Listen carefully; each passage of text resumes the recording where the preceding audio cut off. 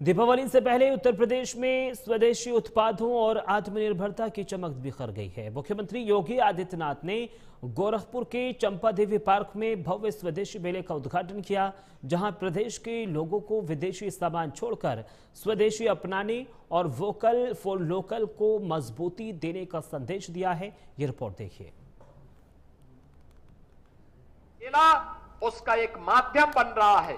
मैं आप सबसे अपील करूंगा, गोरखपुर वासियों से और प्रदेश वासियों से अपील करूंगा कि दीपावली के अवसर पर जो भी खरीदें, स्वदेशी खरीदें। वोकल फॉर लोकल के नारे के साथ देश को आत्मनिर्भर बनाने का काम जारी है।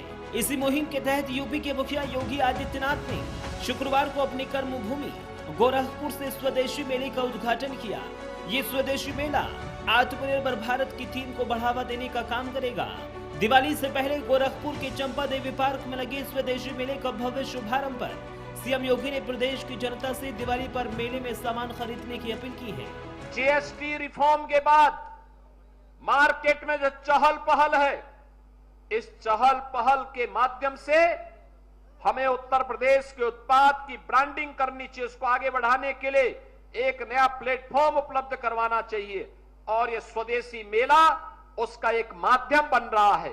मैं आप सबसे अपील करूंगा, गोरखपुर वासियों से और प्रदेश वासियों से अपील करूंगा कि दीपावली के अवसर पर जो भी खरीदें, स्वदेशी खरीदें, जिसमें भारत के श्रमिकों का, भारत के उद्यमियों का, भारत के व्यापारियों का, भारत के हस्तशिल्पियों का पैसा लगा हो, उनकी कारीगरी लगी हो, उनकी मेहनत लगी हो, उसी को आप करिए। उन युवाओं के पास आपका पैसा जाना चाहिए जो युवा मेहनत करके घर की सजावट की लड़ियां तैयार कर रहे हैं। उन नौजवानों के हाथों में आपका पैसा जाना चाहिए जो अपनी कारीगरी के माध्यम से भारत के उद्यम को एक नई पहचान दे रहे हैं। मेले के शुभारंभ करने के बाद जब सीएम योगी स्टेज पर बैठी थी तो उन्होंने गोरखपुर से सांसद रवि किशन को अपने बगल की कुर्सी पर बैठाया। सीएम योगी और सांसद रवि किशन की जुगलबंदी से गोरखपुर की जनता के साथ साथ पूरा प्रदेश वाकिफ है और उसी जुगलबंदी के अंदाज में सीएम योगी ने मेले के दौरान रवि किशन की विदेशी घड़ी पर तंज कस दिया। वो भी गिफ्ट दें, स्वदेशी गिफ्ट दें। ऐसा नहीं होना चाहिए कि रवि किशन स्वदेशी की बात करें और घड़ी विदेशी पहने।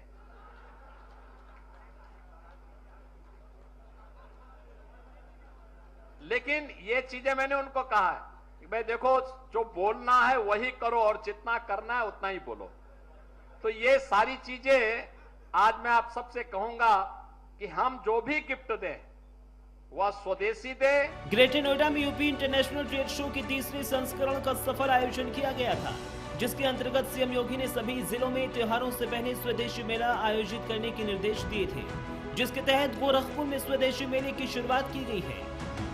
गोरखपुर के डीएम दीपक मीणा ने बताया, मेले की टाइमिंग सुबह 10:30 बजे से रात 8 बजे तक रहेगी। इसका आयोजन वोकल फॉर लोकल की भावना को सशक्त करना और स्थानीय उत्पादों उद्यमियों को मंच प्रदान करने के उद्देश्य से आयोजित किया गया है।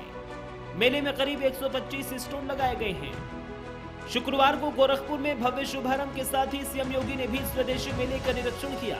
सीएम योगी मेले में लगे कई स्टॉल्स पर गए, उद्यमियों से बातचीत की। सीएम योगी ने लोगों से विदेशी छोड़ स्वदेशी अपनाने की अपील भी की है।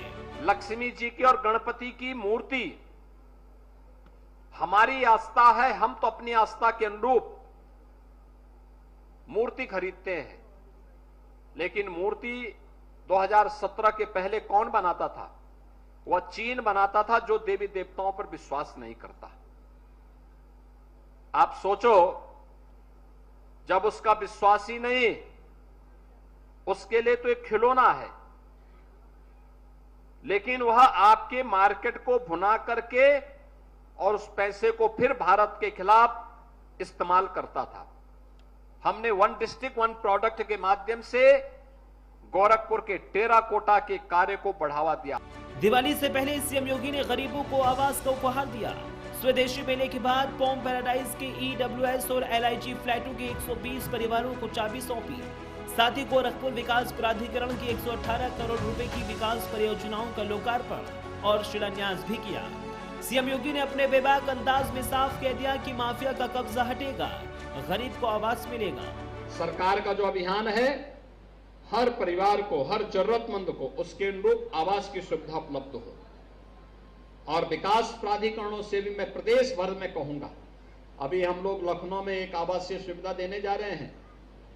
वहां पे जिन माफियाओं ने सरकारी जमीन पे कब्जा करके अपनी बड़ी बड़ी हवेली बनाई थी, हवेली हटा करके वहां पे हम लोगों ने गरीबों के लिए आवास बना दिए हैं। और गरीबों को दीपावली के पहले हम गरीबों को आवास उपलब्ध करवाएंगे। ताकि कुछ चंद माफिया बिना कुछ किए धरे सरकारी जमीन पे कब्जा करके लूटपाट करके लाते थे और जमीनों पर कब्जा करके अपना आवास बना करके ऐसो आराम करते थे, फिरौती मांगते थे।